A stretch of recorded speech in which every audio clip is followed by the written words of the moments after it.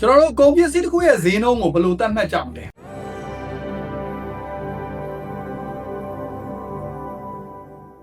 အားလုံးမင်္ဂလာပါ CCN နဲ့ပြန်လည်ကြိုဆိုလိုက်ပါတယ်ကျွန်တော်ကတော့လုပ်ငန်းငယ်တွေရဲ့စီးပွားရေးနဲ့ marketing ဘိုင်းကိုတိုးတက်အောင်ကူညီပေးနေတဲ့အောင်ကိုဖြစ်ပါတယ်အဲ့တော့ pricing strategy တွေတော့အများကြီးရှိတယ်အဲ့ထက်ကမှအသုံးများတဲ့ strategy အချို့ကိုကျွန်တော်ပြောချင်ပါတယ်ပထမတစ်မျိုးကပါလဲဆိုလို့ရှိရင် cost based pricing ဒါကတော့ရှင်းတယ်ကုန်ကြတဲ့ကုန်ကြစရိတ်ပေါ်မှာတွက်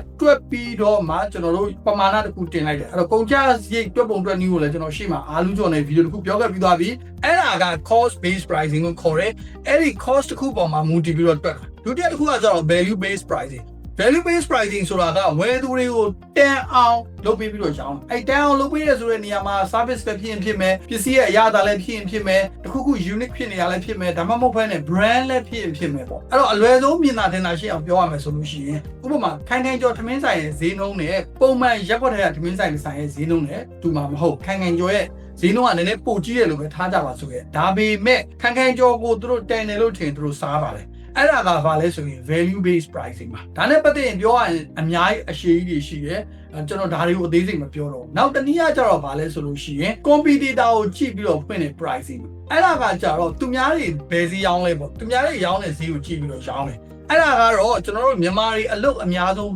နီလန်ဖြစ်ပါတယ်အဲ့ဒီနီးရဲ့အားနဲ့ချက်အားသာချက်ကိုဒီမှာနည်းနည်းလေးပြောချင်တယ်အားသာချက်ကဈေးကွက်ထဲမှာဈေးတန်းတူတဲ့အတွက်ကြောင့်မလို့တိတ်ပြီးတော့ခေါင်းမနှောက်ရအောင်ဒါပေမဲ့အားနဲ့ချက်ကတကယ်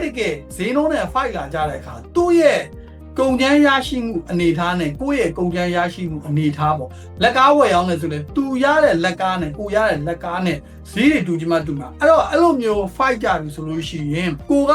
ကုန်ကျန်းရရှိမှုအပိုင်းမှာဈေးကြီးနေတာတို့ဒါမှမဟုတ် operation တို့ production တို့မှာ cost မှာပို့ပြီးတော့ကုန်နေတာတို့ဆိုလို့ရှိရင်သူနဲ့ဘယ်လိုမှဈေးနှုန်းရှင်မဖိုက်နိုင်လို့ဖြစ်သွားမယ်အဲ့ဆိုရင်လစ်သွားလိမ့်မယ်ကျွန်တော်ကတော့အဲ့ဒီအပိုင်းကိုသိပ်ပြီးတော့အရန်အားမပေးဘူးပေါ့နော် competitor နဲ့တွက်တာတဲ့ကိုယ့်ရဲ့အားနဲ့ကိုတွက်တာပဲကျွန်တော်ကတော့အားပေးတယ်ဒါကတော့ကျွန်တော်ရဲ့ personal အမြင်ပေါ့နော်မှန်ချင်းမှာချင်းကတော့အကိုတို့အမားတို့ကိုယ့်အကိုဆုံးဖြတ်လို့ရတယ်နောက်တနည်းကကျတော့ penetration pricing လို့ခေါ်တယ်သူကကျတော့ဖြည်းဖြည်းချင်းတက်သွားတာစဝင်တဲ့အချိန်မှာဈေးနည်းနည်းလေးတက်တာမယ်ဖြည်းဖြည်းမြင့်လာမယ်ဒါပေမဲ့ကျွန်တော်က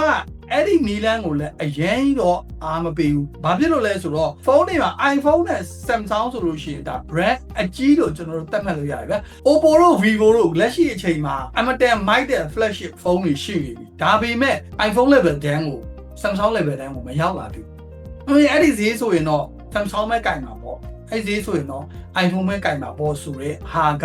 ဘယ်နယ်ပယ်မှာမဆိုရှိတယ်။ထားပါတော့T-shirt ဆိုလို့ရှိရင်လည်းကျွန်တော်က1000ဝဲလောက်နဲ့ရောင်းနေတဲ့ T-shirt ကနေပေါက်လာတယ်အဲ့ဒီကနေကျွန်တော်2000ကနေ3000ကနေ4000အဲ့လိုတဖြည်းဖြည်းတိုးသွားတယ်ဆိုရင်တော့မှ9000လောက်ဖြစ်လာတဲ့အချိန်မှာ9000ဆိုမှတော့ Uniqlo ပဲဆေးချတဲ့အချိန်ဝယ်မှာပေါ့ Bossoni ပဲဝယ်မှာပေါ့ဆိုရဲအမြင်တွေဖြစ်လာတယ်ဒါပေမဲ့အကိုတို့အမတို့ကစကတဲ့က